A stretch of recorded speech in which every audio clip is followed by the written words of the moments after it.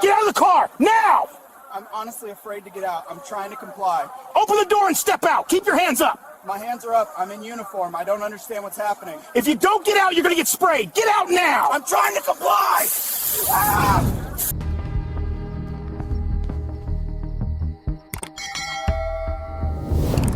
Second Lieutenant Karen's voice was steady, but filled with fear. He sat in his brand-new Chevrolet Tahoe, hands raised and visible outside the driver's window, illuminated by the flashing blue lights of two police cruisers behind him. He was wearing his U.S. Army uniform. The camouflage pattern is clearly visible, his military rank insignia on his chest. He'd just left his duty station and was driving to his home in Virginia Beach. And two Windsor, Virginia police officers, Joe and Daniel, had their guns drawn, pointed directly at him, screaming conflicting commands. Get out of the car now. Don't move. Hands out the window. Get out now or you're going to get it. December 5th, 2020. A traffic stop that should have taken 5 minutes would instead become a national scandal. Bodycam footage would show two officers escalating a situation with a compliant military officer. It would show them pepper spraying a man in uniform who had his hands raised. It would show threats, aggression, and a complete failure of professionalism. The video would be viewed over 10 million times. It would spark outrage from the Pentagon, from civil rights organizations, from military veterans across America. It would lead to a federal lawsuit, a trial, and eventually almost nothing. One officer fired. One officer kept his job. A jury awarding barely enough to cover legal fees. And a system that once again proved that even when body cam footage captures clear misconduct, accountability is rare and justice is elusive.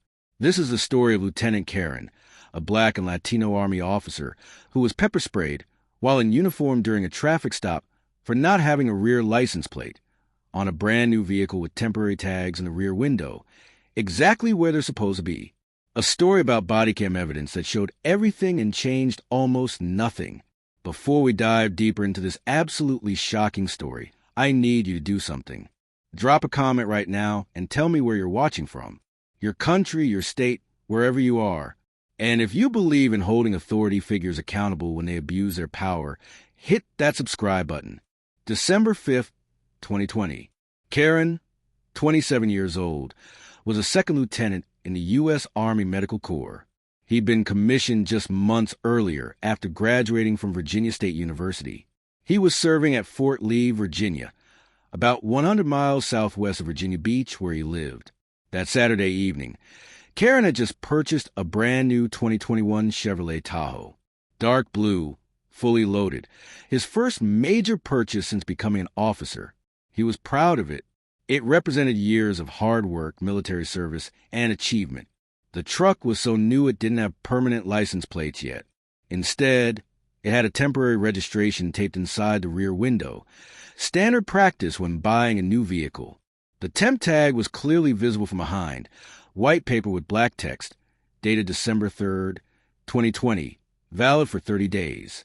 Karen was driving from the dealership area near Petersburg back to his apartment in Virginia Beach. He was wearing his Army combat uniform, the standard camouflage uniform worn by soldiers. He'd been running errands on base earlier and hadn't changed.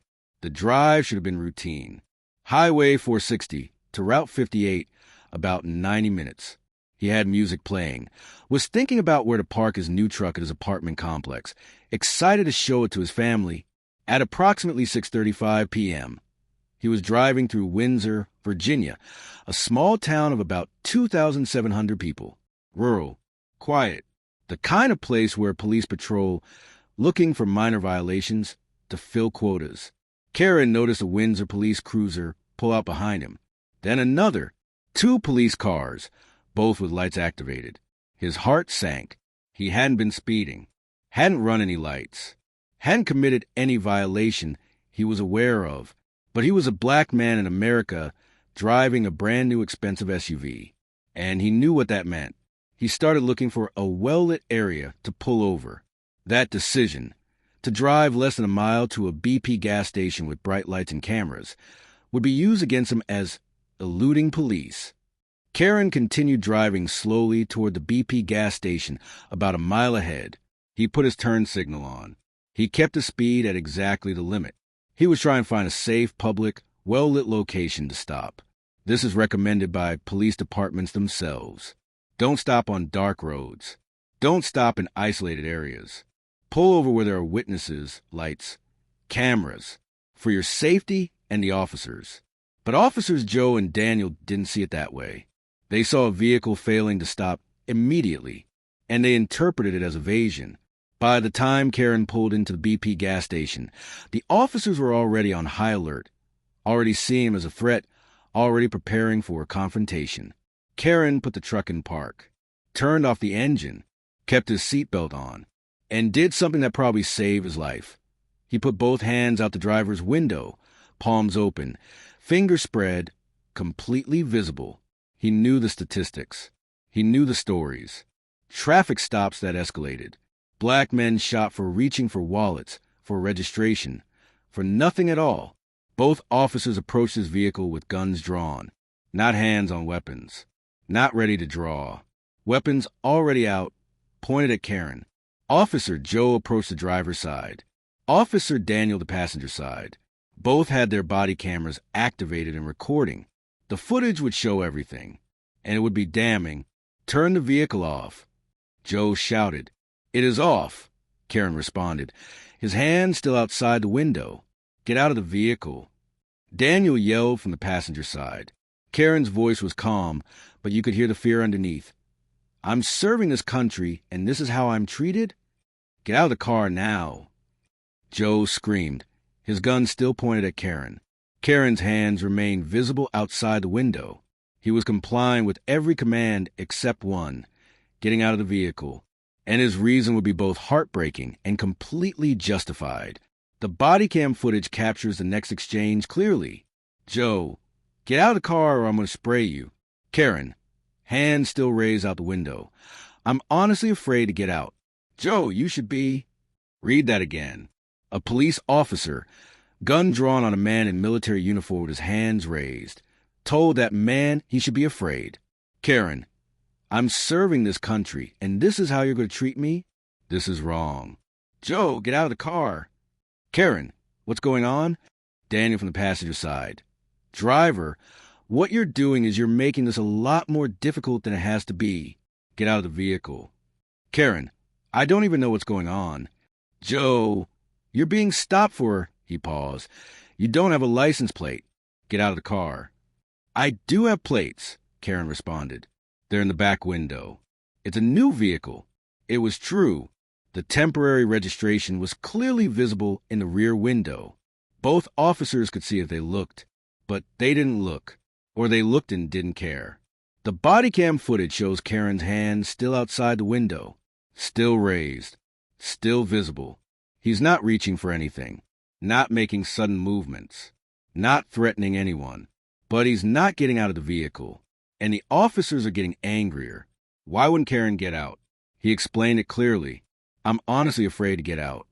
He was afraid that if he moved his hands from where they were visible, if he reached for a seatbelt, if he opened the door, the officers might claim he was reaching for a weapon, might claim they felt threatened, might shoot him. Philando Castile was shot reaching for his license after telling the officer he had a gun. Brianna was shot in her own home. George was killed over an alleged counterfeit $20 bill. Karen knew the statistics. He knew that compliance doesn't always protect you. That being in uniform doesn't always protect you. That being respectful doesn't always protect you. So he kept his hands visible, hoping the situation would de-escalate, hoping the officers would recognize he wasn't a threat. He was wrong. Officer Joe's patience ran out. The body cam captured his exact words. You're fixing to ride the lightning, son. Ride the lightning is slang. It means multiple things. Execution by electric chair being tossed, or in this context, being subjected to violence. A police officer, gun drawn, just threatened a U.S. Army officer with violence. Karen remained calm. What's going on? Honestly, what is going on? Joe moved closer to the window, his pepper spray now in his hand instead of his gun. Get out of the car or I'm going to spray you in the face. Sir, I really haven't done anything wrong. Get out of the car. Joe screamed. The body cam shows Karen's face through the window. He's looking straight ahead, not making eye contact with the officers, a de-escalation technique. His hands are still raised out the window. His military uniform is clearly visible, and Officer Joe sprayed him directly in the face through the open window, while Karen's hands were raised and visible. The body cam captures Karen's immediate reaction. Screaming in pain, his face contorting, his hands instinctively go in his eyes. The first time his hands weren't visible since the stop began. I can't see. The officers yanked open the door and pulled him out of the vehicle. Karen, temporarily blinded by pepper spray, stumbled out. The officers forced him to the ground, cuffed his hands behind his back. I'm in the military. I'm Second Lieutenant Karen. I haven't done anything wrong. Joe pushed his face against the ground. You made this happen. All you had to do was get out. The entire encounter, from initial stop to pepper spraying a compliant military officer, had lasted less than 4 minutes, and every second was captured on a body cam. Karen lay on the ground, handcuffed, pepper spray burning his eyes, his face pressed against the pavement of the BP gas station parking lot. His new truck door opened. His military uniform is now covered in dirt.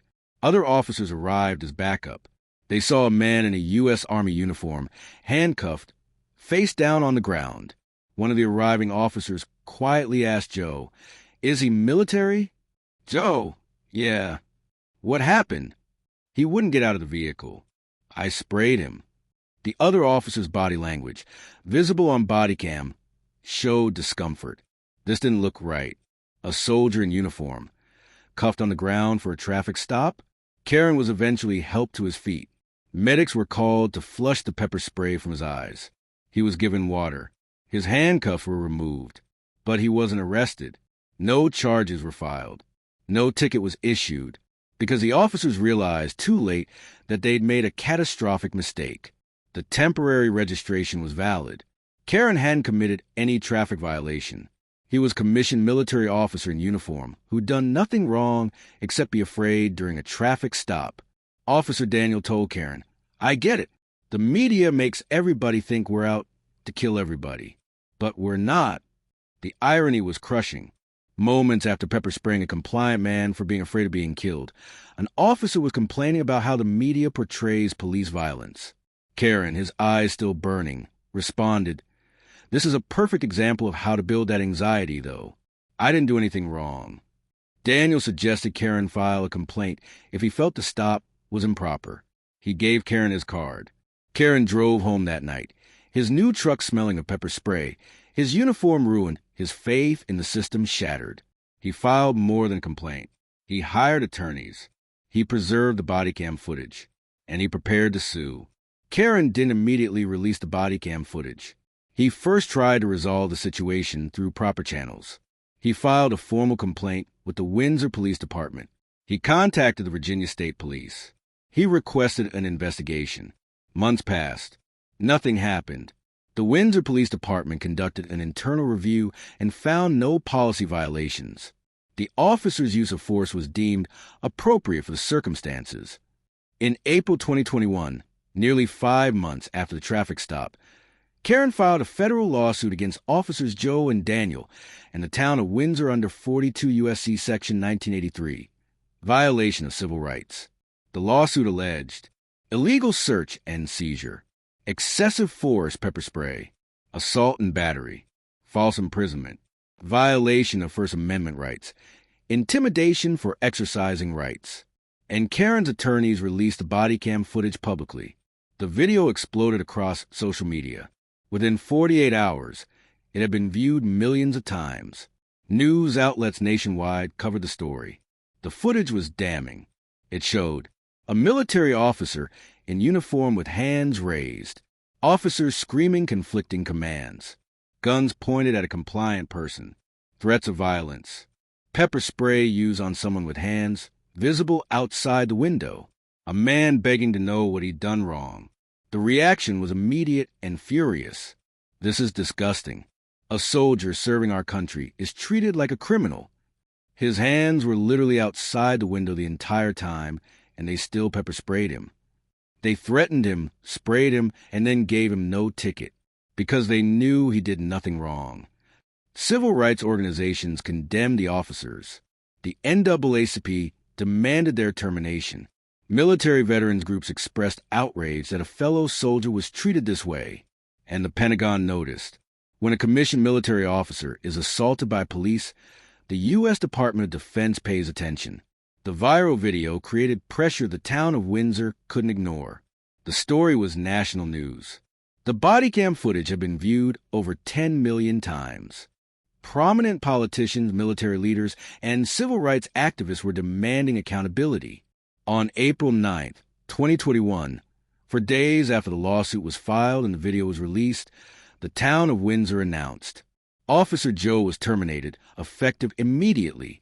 The termination letter cited conduct unbecoming an officer, failure to de-escalate, inappropriate use of force, threatening language, ride the lightning, spraying pepper spray on a non-threatening subject. Windsor's town manager William Saunders issued a statement. The town has concluded Officer Joe's actions were not in compliance with departmental policy and training. His employment has been terminated. It was a rare moment of accountability. A police officer fired for misconduct captured on bodycam. But there was a problem. Officer Daniel, who'd also pointed his gun at Karen, who'd also screamed commands, who'd also participated in the stop, was not fired. Daniel received a written reprimand for failing to properly de-escalate. That's it, a written note in his file. He remained employed by Windsor Police Department, still making traffic stops, still carrying a gun and badge. The explanation from Windsor: Officer Daniel did not use pepper spray. While his tactics could have been better, they did not rise to the level requiring termination. So the officer who sprayed an innocent man was fired. The officer who stood by and participated faced no real consequences. This selective accountability would become a major issue during the trial, because the town was trying to claim Joe was a rogue officer while protecting Daniel, who'd done many of the same things. Karen's lawsuit sought $1 million in damages. His legal team, led by civil rights attorney Jonathan Arthur, built their case around the bodycam footage and clear violations of constitutional rights. The defendants, Officer Joe personally, Officer Daniel personally, and the town of Windsor, responded with typical law enforcement defenses. Defense Argument 1, Qualified Immunity. Qualified immunity is a legal doctrine that shields government officials from civil liability unless they violated clearly established constitutional rights. It's the main reason police officers rarely face civil consequences. The defense argued that Joe and Daniel were entitled to qualified immunity because their actions, while perhaps excessive, didn't violate clearly established law. They were responding to a person who failed to stop immediately and who refused to exit the vehicle, both actions that could reasonably be perceived as threats. Defense Argument 2. Karen created the situation. The defense argued that Karen's decision to drive a mile to the gas station constituted eluding police and justified the high-risk stop with weapons drawn. His refusal to exit the vehicle, despite lawful commands, justified the use of force. Defense Argument 3. Officer safety concerns. Both officers testified in depositions that they feared for their safety because they couldn't see Karen's hands clearly, despite bodycam showing hands raised outside the window for most of the encounter. They claimed his refusal to exit created reasonable suspicion he might be armed and dangerous. Defense Argument 4. No permanent injury. The defense argued that even if the pepper spray was excessive, Karen suffered no permanent injury. His eyes were flushed. He recovered fully, no lasting damage. Therefore, damages should be minimal. Karen's attorneys countered each argument. The bodycam footage showed Karen's hands raised and visible outside the window. Driving to a well-lit area is recommended by police themselves. Karen's fear was reasonable given the rate of police violence against black men. And the psychological trauma of being pepper sprayed while in military uniform is real and lasting. The case proceeded toward trial.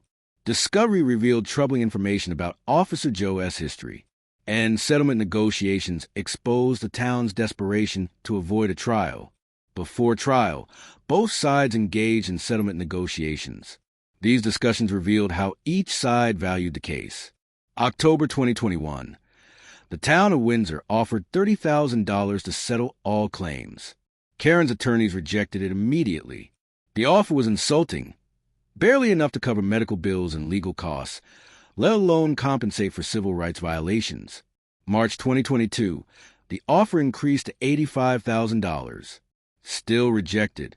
The body cam footage was clear. A jury would likely award significantly more. September 2022, the town offered $150,000, their final offer.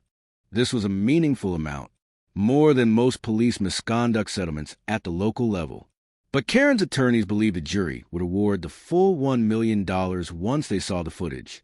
Karen faced a difficult decision: accept $150,000 guaranteed, or risk trial where he might get nothing if qualified immunity protected the officers. His attorney Arthur advised, "The body cam is powerful. The jury will be outraged. You're a military officer in uniform. This is as sympathetic a plaintiff as civil rights cases get.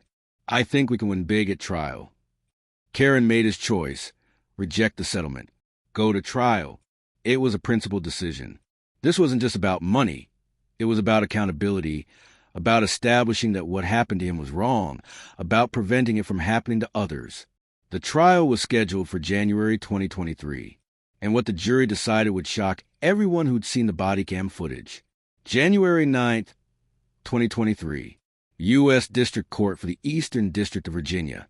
Karen versus Joe Daniel in town of Windsor went to trial before U.S. District Judge Roderick Young.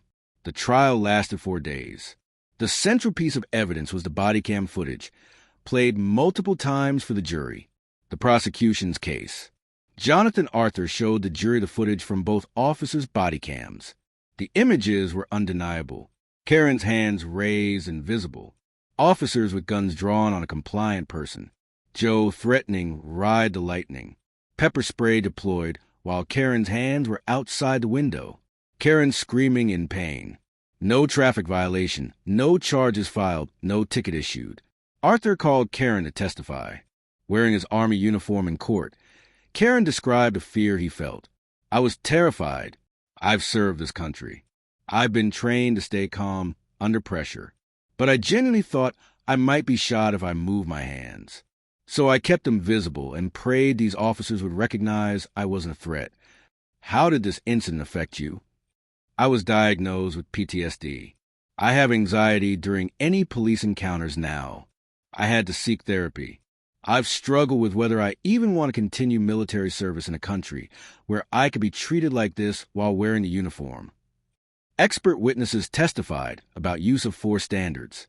Officer Joe's decision to spray pepper spray on a subject with raised hands who was not physically resisting violated all reasonable use of force principles. Pepper spray is meant to subdue active resistance or threats. Lieutenant Karen posed neither. The defense's case. The defense called both officers to testify. Officer Daniel: "We had a vehicle that failed to stop immediately. When we approached, the driver refused to exit despite repeated lawful commands. We didn't know if he was armed. We had to assume the worst." Officer Joe: "I gave Lieutenant Karen every opportunity to comply. He chose not to exit the vehicle. I warned him I would use pepper spray if he didn't comply. He still refused. I used an intermediate force option to gain compliance." The defense showed edited clips of the body cam focusing on moments when Karen's hands moved inside the vehicle briefly, suggesting he might have been reaching for something. They called a use of force expert who testified that given the totality of circumstances, including Karen's failure to stop immediately and refusal to exit, the officer's response was within acceptable parameters of police procedure. After 4 days of testimony, the case went to the jury. They had to decide, did the officers violate Karen's constitutional rights? And if so, how much should he be awarded? The jury deliberated for 8 hours over 2 days. They had to answer several questions. Did Officer Joe use excessive force? Did Officer Daniel use excessive force? Did the officers conduct an illegal search? Were the officers entitled to qualified immunity? If the plaintiff prevails, what damages should be awarded? On January 13th, 2023, the jury returned with their verdict. On the excessive force claim against Officer Joe, we find in favor of the plaintiff. The jury found Joe did use excessive force by pepper spraying Karen. On the excessive force claim against Officer Daniel, we find in favor of the defendant. The jury found Daniel did not use excessive force, despite drawing his weapon and participating in the stop. On the illegal search claim, we find in favor of the defendants. The jury found the initial stop was legal, disagreeing with Karen's claim that driving to a well-lit area was an evasion. On damages, this was the shocking part. The jury had found Joe use excessive force. Karen sought $1 million. He'd rejected a $150,000 settlement. The jury awarded $2,685 in compensatory damages plus $1,000 in punitive damages. Total, $3,685. The courtroom went silent. Karen's attorneys were stunned. Karen himself looked devastated. The jury had watched the bodycam footage. They'd found excessive force. They'd rejected qualified immunity. But they valued that violation at less than $4,000. Less than the cost of the pepper spray laundering for his uniform. Less than his therapy bills. Less than his legal fees. The message was clear. Yes, what happened was wrong. But it wasn't worth much. Judge Young would later explain jury instructions allowed them to find a constitutional violation, but award minimal damages if they believed the harm wasn't severe. And that's exactly what this jury did. The $3,685 verdict made national headlines, but for a very different reason than the body cam video. Jury awards Army officer pepper sprayed by police less than $4,000.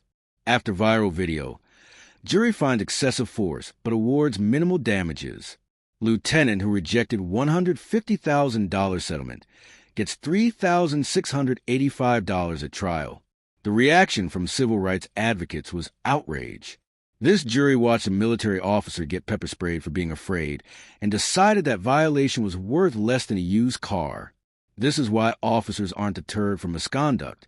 Because even when they're found liable, the consequences are nothing. Legal analysts noted the problem. Qualified immunity didn't even save the officer here. The jury found excessive force, but they awarded damages, so low it might as well be qualified immunity. Officer Joe was already fired, so he's not paying anyway. This verdict means nothing. Karen attorney Arthur called it a devastating outcome. We proved excessive force. The jury agreed, but they valued my client's constitutional rights at $3,685.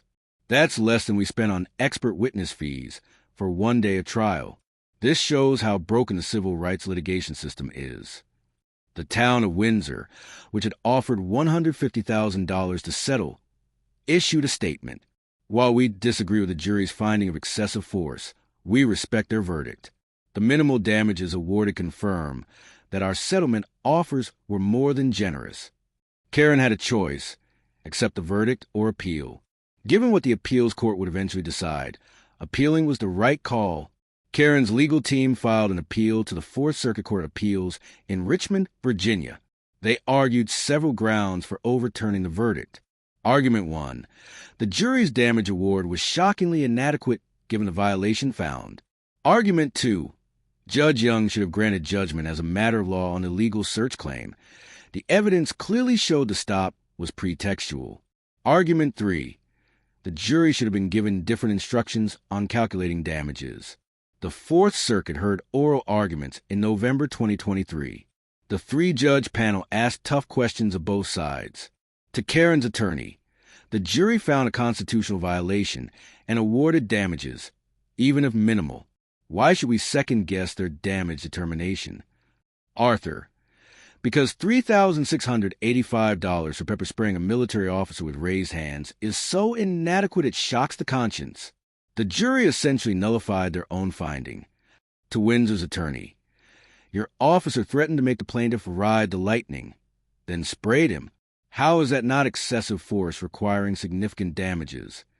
Windsor's attorney, the damages may seem low, but that's the jury's prerogative. They heard all the evidence and determined the harm warranted this amount. On May 2nd, 2024, the Fourth Circuit issued its decision. and it was partially good news for Karen. The Fourth Circuit's ruling was mixed, but gave Karen another chance at justice. Finding 1, the illegal search claim should go to trial. The appeals court ruled that Judge Young erred in allowing the jury to decide whether driving to a well-lit area constituted evasion.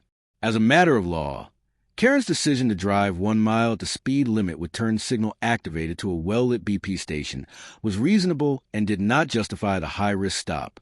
This claim should be retried before a new jury. Finding 2, the excessive force verdict against Joe stands. The appeals court upheld the jury's finding that Joe used excessive force. However, they did not address the inadequate damages, finding that issue wasn't properly preserved for appeal. Finding 3, Officer Daniel should face trial for excessive force. The appeals court ruled that the jury shouldn't have decided Daniel's excessive force claim either. Drawing a weapon and pointing it at someone with raised hands could constitute excessive force, and a jury should determine if Daniel's specific actions cross that line. The result, Karen would get a new trial on 2 claims. Illegal search against both officers. Excessive force against Officer Daniel. Joe's excessive force finding already stands. But here's the problem. Joe was already fired in judgment proof he has no money to pay. The town's insurance covered the $3,685 verdict. A new trial would take years and cost hundreds of thousands more in legal fees. Karen faced another choice: pursue the new trial or try to settle. As of late 2024, the case remains ongoing. Here's where everyone stands. Karen, now 31, continues serving in the U.S. Army. He was promoted to first lieutenant and has been deployed overseas. He sought therapy for PTSD stemming from a traffic stop. He's become an advocate for police reform and speaks publicly about his experience. But he's still fighting his legal case years after the incident, with no resolution in sight. Officer Joe was fired in April 2021. He's no longer in law enforcement. The $3,685 judgment against him was paid by the town's insurance, so he personally paid nothing. He faced no criminal charges. He's reportedly working in private security. Despite being found liable for excessive force by a jury, he suffered minimal consequences beyond losing his job. Officer Daniel remains employed by the Windsor Police Department. He's still on patrol, still making traffic stops, still carrying the authority to detain and use force. Despite pointing his gun at a compliant military officer and participating in the incident, he's faced only a written reprimand. The new trial ordered by the Fourth Circuit could change that, but it hasn't happened yet. The town of Windsor made minor policy changes. Additional de-escalation training for all officers. Body camera footage review protocols. Updated use of force policies. But no systemic reforms. No independent oversight. No real accountability mechanisms. The lawsuit continues in federal court. Settlement negotiations are reportedly ongoing, but no deal has been reached. If it goes to trial again, it won't happen until at least 2025. The body cam footage remains online, viewed millions of times, a permanent record of what happened. But that permanent record hasn't translated into permanent accountability. The Karen case isn't isolated. It's part of a documented pattern of traffic stops escalating unnecessarily, particularly with black drivers. Research shows black drivers are 20% more likely to be stopped than white drivers. Black drivers are 2x more likely to be searched during stops. Black drivers experience force during stops at rates 3.5x higher than white drivers. Black drivers are more likely to be stopped for minor violations, broken taillights, air fresheners, temporary tags. Karen's case had every factor that should have prevented escalation. He was in military uniform, visible authority/trustworthiness. He was compliant, hands raised and visible. He explained himself calmly. He drove to a safe, well-lit location, recommended practice. He committed no actual violation. Temp tags were legal. Yet he was still threatened, pepper-sprayed, and traumatized. If a commissioned military officer in uniform can't avoid excessive force during a traffic stop, what hope do ordinary black civilians have? The Karen case also reveals the limitations of body cameras as accountability tools. The body cam captured everything. Millions saw it. The footage was undeniable. Yet, only one officer was fired. The other kept his job. No criminal charges were filed. The civil verdict was $3,685. Appeals stretched years without resolution. Body cameras document misconduct, but documentation without consequences is just evidence of a broken system. The Karen case drew unusual attention from the U.S. Department of Defense and military leadership. When active duty service members are mistreated by civilian police, the Pentagon notices. Defense Secretary Lloyd Austin issued a statement. Service members who wear the uniform of the United States deserve to be treated with dignity and respect by all Americans, including law enforcement. The incident involving Lieutenant Karen is deeply troubling and inconsistent with the values our military upholds. The statement was carefully worded, not directly criticizing Windsor Police, but making clear the Pentagon was watching. Military veterans organizations were less diplomatic. Iraq and Afghanistan Veterans of America, IAVA Lieutenant Karen, served his country honorably. He was pepper sprayed while in uniform during a traffic stop, where he committed no violation. This is unacceptable. Police departments must do better. Veterans of Foreign Wars, VFW. This incident demonstrates a dangerous intersection of racial bias and policing. Even a service member in uniform is not protected from excessive force. We stand with Lieutenant Karen. The military community's support for Karen was notable because veterans often lean politically conservative and pro-law enforcement. But watching one of their own get pepper sprayed while in uniform cross a line, some active duty service members quietly admitted they'd experienced similar treatment. Pulled over, questioned, treated with suspicion despite military IDs and uniforms, simply because of their race. The Karen case became required discussion material in some military leadership courses as an example of civilian-military relations gone wrong and the need to prepare service members for potential police encounters. But beyond statements and discussions, the military had limited power to hold civilian police accountable. That responsibility fell to courts, and the courts were failing. For years after being pepper sprayed during a traffic stop, Karen is still fighting for accountability. The case drags on. Settlement talks continue. A potential new trial looms. No resolution in sight. So what would actual justice look like in this case? What would meaningful accountability require? For Officer Joe, already fired, criminal charges for assault won't happen. Statute of limitations likely expired. Significant financial penalty won't happen.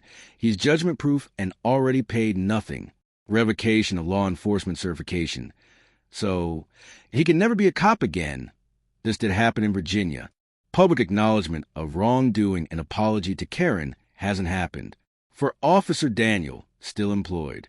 Termination from Windsor Police Department. Decertification as a law enforcement officer. Financial liability for his role in the stop. Mandatory training or permanent ban from law enforcement. For the town of Windsor. Substantial financial penalty. The $150,000 settlement offer would have been appropriate. Independent oversight of police department. Policy reforms requiring crisis intervention training. Automatic review of all use of force incidents by independent body. Public acknowledgement that the stop violated Karen's rights. For Karen personally. Financial compensation reflecting the actual harm, PTSD, therapy costs, emotional trauma, lost opportunities, violation of constitutional rights. Public vindication through official acknowledgement of wrongdoing. Assurance that the officers who violated his rights face meaningful consequences. Policy changes that prevent this from happening to others. For years later, here's what Karen has received. $3,685 from a jury verdict. One officer fired, Joe. One officer still employed, Daniel. Ongoing litigation with no end in sight. National attention but no systemic change. Viral video but minimal accountability. The gap between justice deserved and justice delivered is enormous. And that gap is typical in police misconduct cases. December 5th, 2020. A military officer in uniform was pepper sprayed during a traffic stop for a violation he didn't commit. His hands were raised and visible. He was compliant and respectful. He explained himself calmly. And two police officers threatened him, sprayed him, traumatized him, then let him go with no charges because they knew he'd done nothing wrong. The body cam footage captured everything. Every second, every threat, every use of force, every violation of his rights. Millions of people watched that footage. They saw exactly what happened. There was no ambiguity, no unclear angles, no question about what occurred. And here's what happened to the officers. Officer Joe, fired, found liable for excessive force, paid nothing personally, faces no criminal charges, working in private security. Officer Daniel, still employed, written reprimand, still making traffic stops in Windsor, Virginia, still carrying a gun and badge. Here's what happened to the victim. Karen, for years of legal battles. $3,685 from a jury that found excessive force, but valued that violation at less than a used car. PTSD and therapy. Ongoing appeals with no resolution. The trauma of knowing that even in uniform, even with hands raised, even while being compliant, he could be pepper sprayed, and the officers would face minimal consequences. This is what accountability looks like in American policing in 2024. Body cameras that document everything. Viral videos that prove misconduct. Juries that find violations. Verdicts that award nothing. Officers who keep their jobs. Victims who fight for years and get almost nothing. The body cam showed the truth. The truth didn't matter. One officer lost his job. The other kept it. The victim got $3,685 and years of legal battles. The system absorbed the incident, made minimal changes, and continued operating exactly as before. Karen was pepper sprayed in December 2020. It's now late 2024. He's still fighting, still seeking justice, still dealing with a system designed to protect police rather than hold them accountable. The appeals court gave him another chance, a new trial on some claims. But that trial won't happen for months or years. It will cost hundreds of thousands in legal fees. It might result in another minimal verdict, or a settlement with a confidentiality agreement that silences him. This is a reality of police accountability.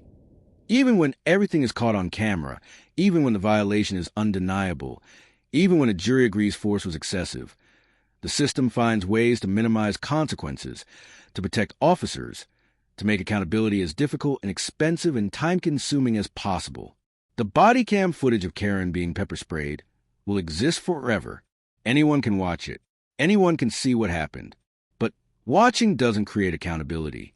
Documentation doesn't create justice. Viral videos don't create change. Only real consequences create accountability. And in this case, for years later, real consequences remain elusive.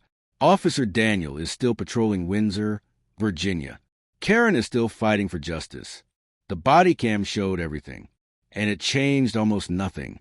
Lieutenant Karen continues serving in the U.S. Army. His lawsuit against the town of Windsor is ongoing as of 2024. Officer Daniel remains employed by Windsor Police Department. The body cam footage has been viewed over 10 million times. Officer Joe was fired but paid nothing personally.